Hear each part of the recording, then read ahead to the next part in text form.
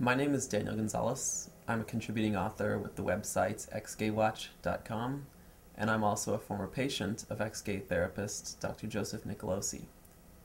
Dr. Nicolosi is the founder and former president of NARTH, that's the National Association for the Research and Therapy of Homosexuality. I grew up in the Baptist church, going to youth group. Really, I didn't have a whole lot of exposure to gay people.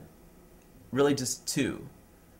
One was the HIV positive gay man that spoke to my high school health class. And two, one of my next door neighbors who was clearly struggling to reconcile his faith and sexuality attempted suicide by lighting himself on fire. I really finally reached the point where I kind of realized my sexuality was something that was not going to take care of itself when I went off to college. And at that point, I was still believing sort of the two biggest lies that drive people into ex-gay therapy, and that is one, that you cannot be gay and Christian, and two, that being gay is not a viable or fulfilling way to live your life.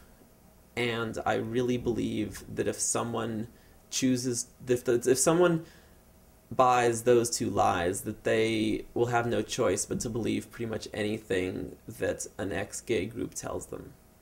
A real common question I get is why I went with the therapeutic approach with Dr. Nicolosi instead of a faith-based approach with Exodus. Growing up, like so many gay youth with a religious upbringing, I spent countless occasions in prayer begging the Lord to make me straight, and he never did. And so I felt as though I'd tried my faith, and it had never produced results. And that's why I went with the therapy, because that's something that I hadn't done up until that point. Dr. Nicolosi practices what's called reparative therapy. He actually wrote the book on reparative therapy. The basic idea behind that is that your own sense of masculinity is somehow broken, and you try and make up for that deficiency by being attracted to people who represent the things that you feel you're lacking. And part of that therapy is that you take those attractions when you have them, and you try and figure out what they represent about yourself that you're somehow lacking. And you take it and you analyze it and you twist it and you obsess over it until you convince yourself that it doesn't matter and you push it aside. And that's just not something that I could keep doing for the rest of my life.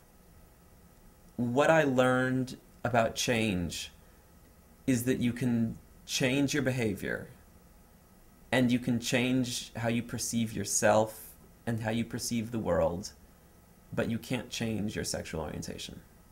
Simply put, ex-gay therapy is just an elaborate attempt to convince yourself that your same-sex attractions are something other than what they actually are, that they have some other meaning.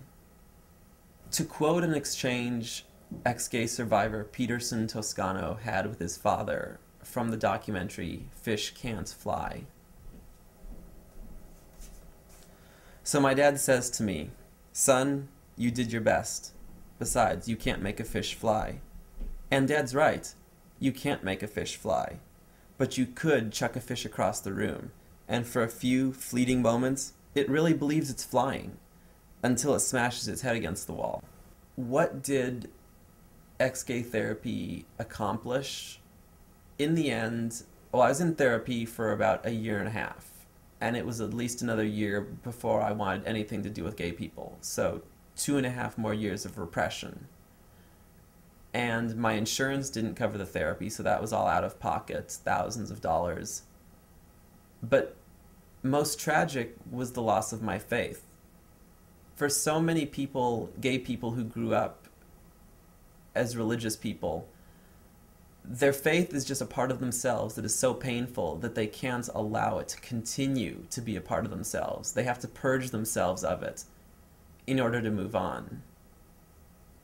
And groups like Exodus really just want to bring people closer to God and turn them straight, obviously. But the sad thing is that in my case, and so many people like me, the exact opposite ends up happening.